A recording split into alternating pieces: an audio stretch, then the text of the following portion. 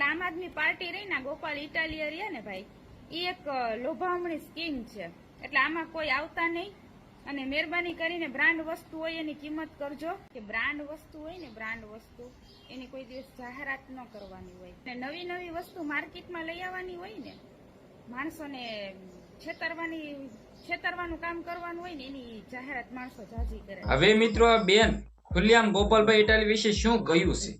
જ્યાં મિત્રો વાત તો તમને બધા લોકોને ખબર છે કે આ બેન જે અત્યારે સોશિયલ મીડિયાની અંદર વિડીયો વાયરલ કર્યો છે, સૌથી પહેલા તો આ બેને એવું કહ્યું હતું કે વિસાવદરની અંદર ગોપાલભાઈ ઇટાલિયા હારશે. એવું તો ભાઈ થયું નથી. ગોપાલભાઈ ઇટાલિયા તો જીતી ગયા છે.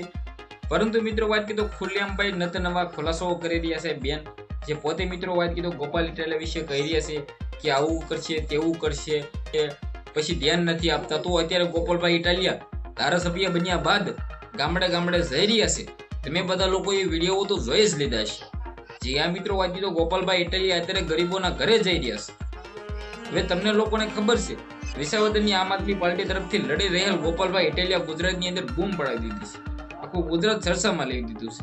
ચર્ચામાં રહેવાનું ખાસ કારણ તો પોતે આમ આદમી પાર્ટી તરફથી લડતા હતા એ માટે છે. જો ભાજપમાંથી લડતા હોત તો મિત્રો તે જીતવાના જ હતા. તો પછી કઈ શંકાના સ્થાન જ નથી.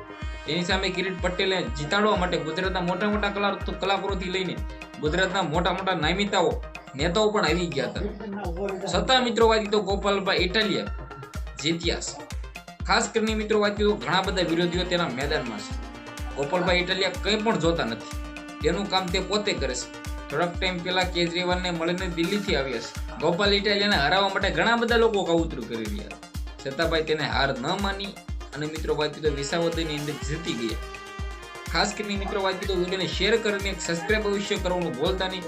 આપણી ચેનલની અંદર આવા નવા વાયરલ ટોપિકના વિડીયો આવવાના છે. સબસ્ક્રાઇબ કરી વિડીયો શેર કરજો. ધન્યવાદ.